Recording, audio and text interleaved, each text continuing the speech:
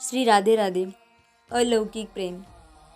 शरद पूर्णिमा की चांदनी रात में जब भगवान श्री कृष्ण ने अपनी बांसुरी बजानी आरंभ की, तब उसकी मधुर एवं चित्ताकर्षक ध्वनि को सुनकर गोपियाँ जिस अवस्था में थे, उसी अवस्था में श्री कृष्ण से मिलने के लिए वेगपूर्वक चल पड़ी।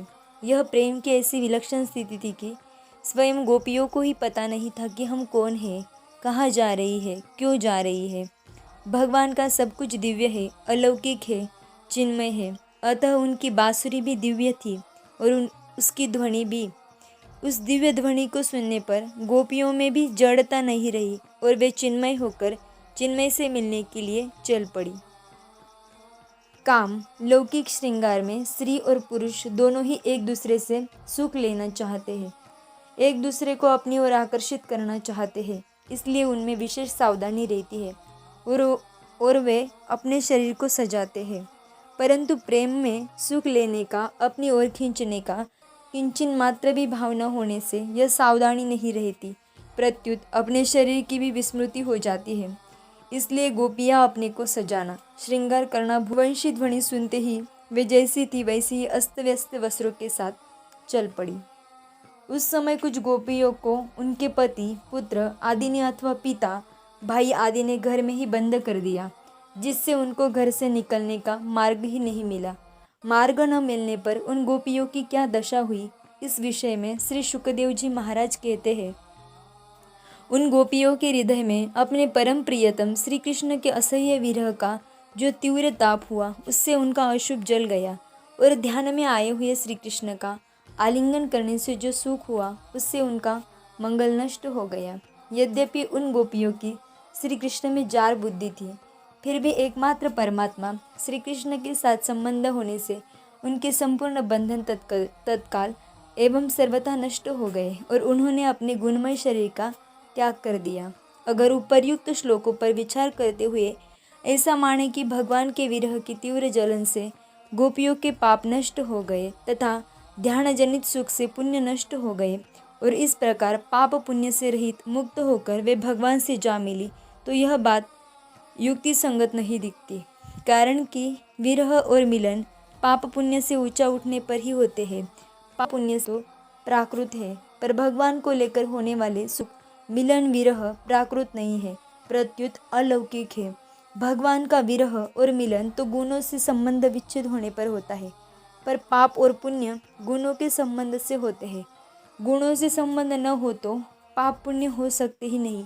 भगवान के प्रेम में होने वाले सुख दुख को अर्थात मिलन विरह को पाप पुण्य का फल कहना वास्तव में उसकी निंदा है। भगवान के संबंध से योग होता है, भोग नहीं होता। भोग तो पापों का कारण है।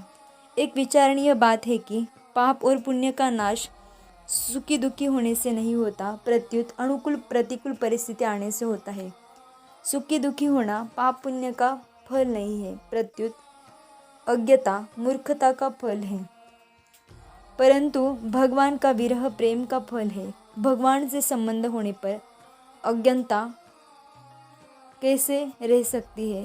अज्ञानता न ज्ञान में रहती है, न प्रेम में।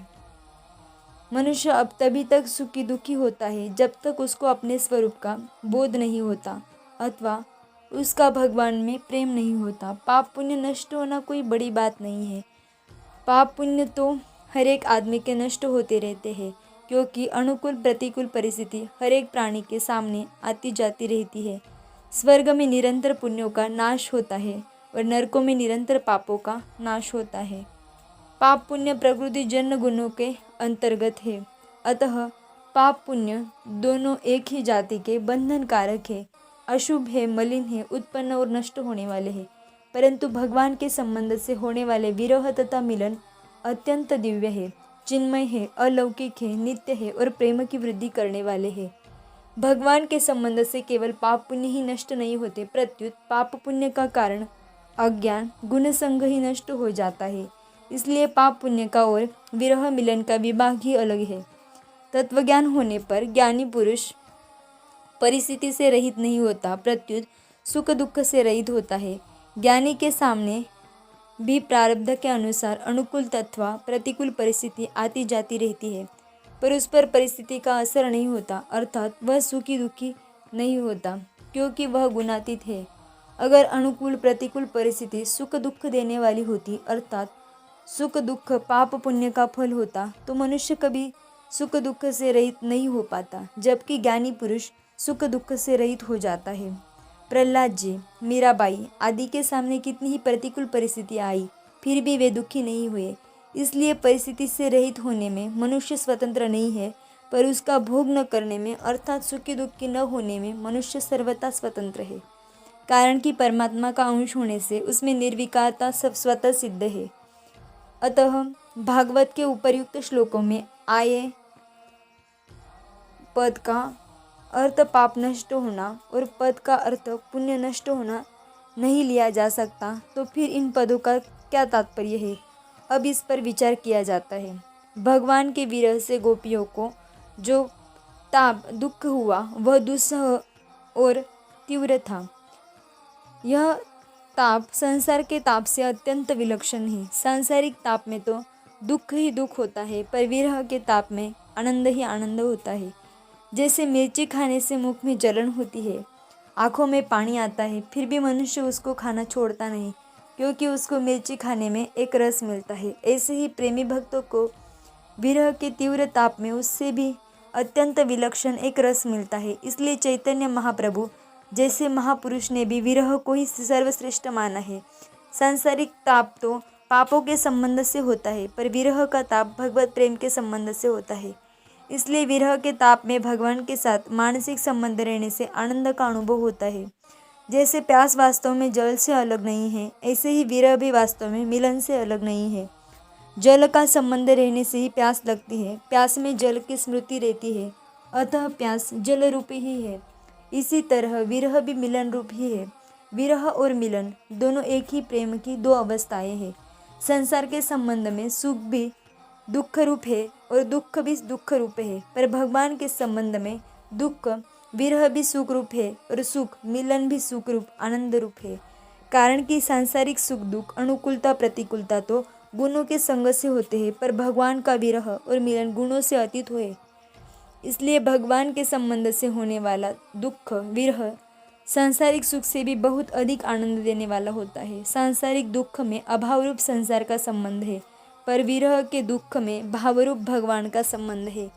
सांसारिक दुख में कर्म अपना फल देकर नष्ट हो जाते हैं और स्वतंत्र सत्ता रह जाती है, परंतु विरह के दुख में कर्मों का कारण गुणों का संग ही नष्ट हो जाता है और कर्ता की स्वतंत्र सत्ता नहीं रहती, प्रत्युत केवल परमात्मा की सत्ता रहती है। सांसारिक दुख से जन्म मरण रूप बंधन नष्ट नहीं होता, पर विरह के दुख से यह बंधन सर्वथा नष्ट हो जाता है। इसलिए श्री कृष्ण के विरह के तीव्र ताप से गोपियों का गुणमय शरीर छूट गया। इसके साथ मन ही मन श्री कृष्ण का मिलन होने से गोपियों को ब्रह्मलोक के सुख से भी विलक्षण सुख का अनुभव हुआ, कारण कि ब्रह्मलोक तक सभी लोग पुनरावृत्ति होने से बंधनकारक है। ब्रह्मलोक का सुख भी प्राकृत है, जबकि गोपियों को मिलने वाला ध्यान जनित सुख प्रकृति से अतीत है। तात्पर्य यह हुआ कि भगवान के विरह के दुख से और ध्यान जनित मिलन के सुख से गोपियों के पाप पुण्य ही नष्ट नहीं हुए, प्रत्युत जन्म मरण का कारण जो गुणों का संग है वह भी नष्ट हो गया। सत्वगुण, रजोगुण और तमोगुण तीनों गुणों का संग मिटने से उनका गुणमय शरीर भी छूट गया और वे भगवान के पास जा पहुँचे। कारण कि सत्व, रज और तम तीनों ही गुण जीवों के शरीर में बांधने वाले हैं। इन गुणों का संग ही ऊंच नीच योनियों में जन्म लेने का कारण है।